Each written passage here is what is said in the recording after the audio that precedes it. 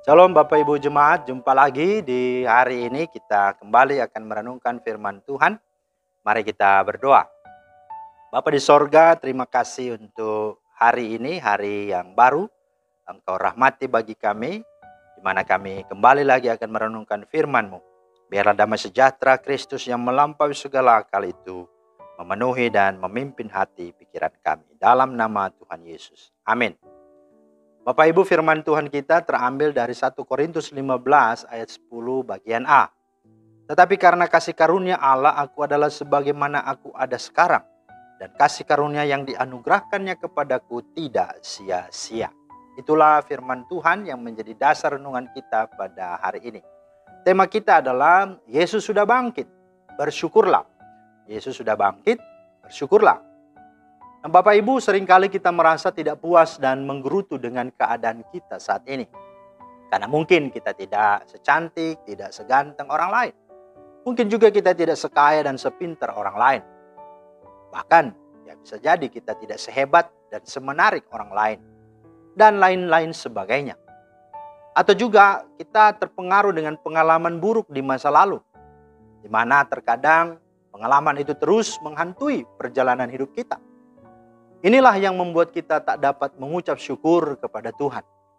Andai kata kita dapat menyadari keadaan diri sendiri, seberapa kekuatan atau kelemahan kita akan lebih dapat menerima diri kita sebagaimana adanya. Apalagi ketika kita tahu bahwa hidup kita ini hanyalah anugerah dan kasih karunia Tuhan.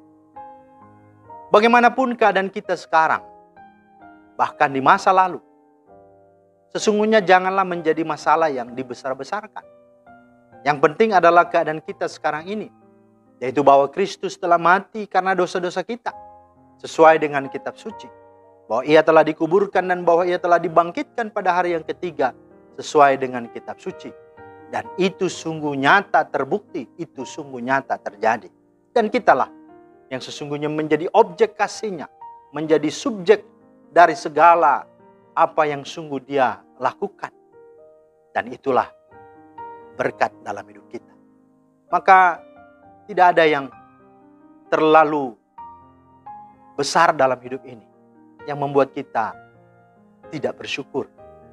Tidak ada perkara yang begitu membuat kita menjadi pribadi yang tidak punya optimis, pengharapan di dalam dia. Keberadaan kita adalah karena kasih karunia Allah.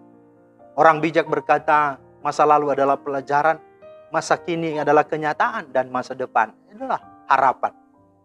Karena itu yang harus disyukuri dan dijalani adalah masa kini. Karena kita sedang ada dalam kenyataan. Kenyataannya saat ini kita masih hidup, bukan? Kita masih sehat dan masih bisa makan, bukan? Apalagi kalau kita merenungkan cinta kasih Tuhan yang besar itu, maka rasanya tidak ada alasan untuk kita tidak bersyukur. Paulus tak merasa rendah diri atau menyalahkan dirinya di masa lalu. Sebaliknya, dia semakin giat bekerja buat Tuhan tanpa merasa lelah atau menggerutu meski harus menghadapi banyak tantangan, cobaan, dan penderitaan. Paulus berkata dan mengakui, aku adalah yang paling hina dari semua rasul, sebab aku telah menganiaya jemaat Allah. Tetapi karena kasih karunia Allah, aku adalah sebagaimana aku ada sekarang. Nah, itulah yang harus disyukuri. Siapakah Paulus? Tapi kalau dia bisa ada sampai sekarang, itu hanyalah anugerah. Apalagi ketika dia dipakai Tuhan menjadi alat, menjadi hamba, menjadi murid, menjadi utusan Tuhan. Dan dia berkata, kasih karunia yang dianugerahkannya kepadaku tidak sia-sia. Sebaliknya aku telah bekerja lebih keras daripada mereka semua. Tetapi bukannya aku, melainkan kasih karunia Allah yang menyertai aku. Lagi-lagi kasih karunia dari Allah itulah yang sungguh membuat dia mengucap syukur. Sekalipun di tengah keadaan dirinya mungkin yang sulit, yang susah, yang sakit. Bahkan masa lalunya juga yang kelam. Yang mana dia telah menjadi penganiaya, bahkan pembunuh.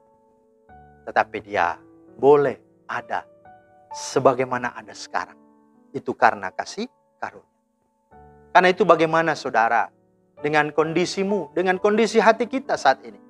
Adakah ketidakpuasan terus bergejolak dalam hidupmu? Mari belajar bersyukur. Dia sudah mati dan bangkit.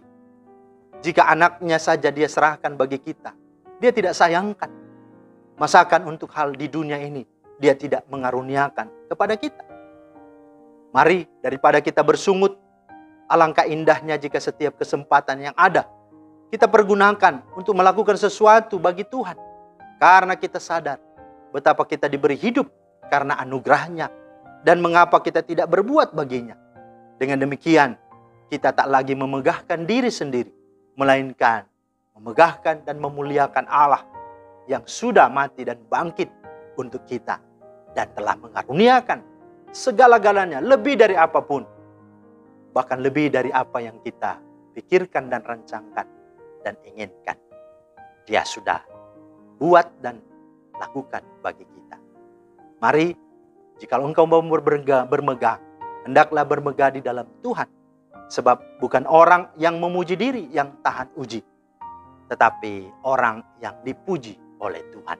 2 Korintus 10, 17 hingga 18. Yesus sudah bangkit, mari bersyukurlah. Tuhan memberkati. Terima kasih Tuhan Yesus atas firman-Mu. Biarlah Engkau memampukan kami, supaya kami sungguh boleh menerima hidup kami apa adanya sampai saat ini. Meskipun di tengah tantangan dan cobaan, bahkan segala kekurangan apapun, kami boleh memandang pada salib dan pada kebangkitan Kristus yang melebihi dari semua itu. Bahwa kami masih ada dan masih diberi hidup, dan itu lebih dari semua apa yang kami miliki. Tolong kami Tuhan untuk bersyukur dalam segala hal. Demi nama Yesus kami berdoa. Amin. Demikianlah firman Tuhan hari ini, kiranya menjadi berkat. Selamat beraktivitas, Tuhan Yesus memberkati. Shalom.